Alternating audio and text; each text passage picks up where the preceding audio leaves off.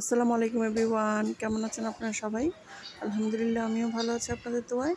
আজকে আমি অল্প মশলায় খুবই মজার একটা কচুরমুখী দিয়ে শোল মাছ রান্না করে দেখাবো। চলুন তাহলে দেখে নিই পুরো ভিডিওটি।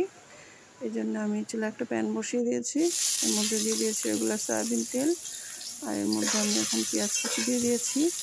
পেঁয়াজটাকে আমি একটু ভেজে নেব। পেঁয়াজটা যখন একটু ভাজা হয়ে যাবে তখন আমি এই তেলের মধ্যেই কিন্তু মশলাটা অ্যাড করে দিব। এই জন্যে কিন্তু তরকারির ফ্লেভারটা একটু বেশি ভালো লাগবে। আমি এখন এর মধ্যে দিয়ে দিচ্ছি মরিচের গুঁড়া, দিয়ে দিচ্ছি ধনিয়া গুঁড়া, এরপর আমি দিয়ে দিব হলুদের গুঁড়া। আর এই যে গরম তেলের মধ্যে মশলাটা দিচ্ছি, এতে করে মশলাটা একটু ভাজা হচ্ছে আর সুন্দর একটা ফ্লেভার হবে এর জন্য। আর দিয়ে দিচ্ছি পরিমাণ মতো লবণ। এখন আমি একটু পানি দিয়ে দিলাম মশলাটাকে কষানোর জন্য। এরপর আমি একদম খুব ভালো করে মশলাটাকে কষিয়ে নিয়েছি। আমার মশলাটা কষানো হয়ে গিয়েছে, দেখতেই পাচ্ছেন উপরে একদম তেল চলে আসছে। এখন আমি আগে থেকে একটা শোল মাছ ধুয়ে রেখেছিলাম, হাফ কেজি পরিমাণের হবে। এরপর আমি মাছটাকে খুব ভালো করে উল্টিয়ে পাল্টিয়ে মাছটাকে আমি কষিয়ে নেব। মাছটা কষানো হয়ে গেলে এরপর আমি এক সাইডে রেখে আজকে আর মাছটাকে উঠাবো না, আমি এক সাইডে কচুরমুখীটাও দিয়ে দিব। খুবই সহজভাবে রান্নাটা দেখানোর চেষ্টা করেছি, জানি একদম ঝামেলা মুক্ত, যে কেউ রান্না করে ফেলতে পারে ঝটপট। খুবই সহজ রান্নাটা। আমি এখন এই যে মুখিটাকেও এক পাশে কষিয়ে নিব। আমার উল্টিয়ে পাল্টিয়ে আমার কিন্তু কষানো হয়ে গিয়েছে। আমি এখন ঝোলের জন্য দিয়ে দেব পানি। আমার পাশের চুলায় গরম পানি ছিল, আমি গরম পানি দিয়ে দিব।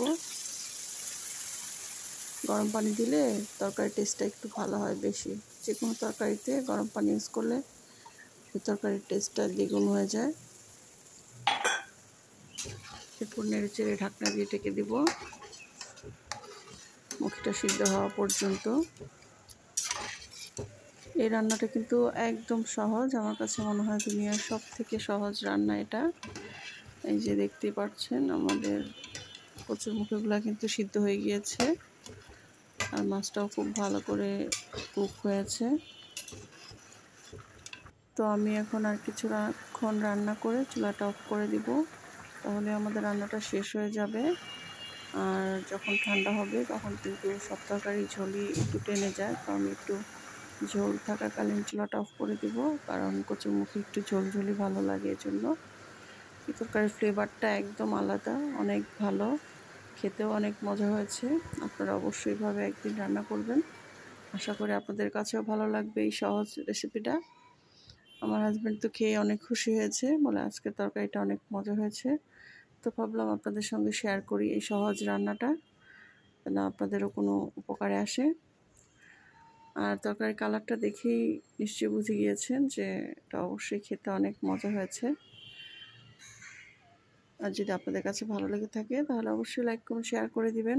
তো সবাই ভালো থাকবেন, অনেক বেশি সুস্থ থাকবেন। আজকে পর্যন্তই, আল্লাহ হাফেজ।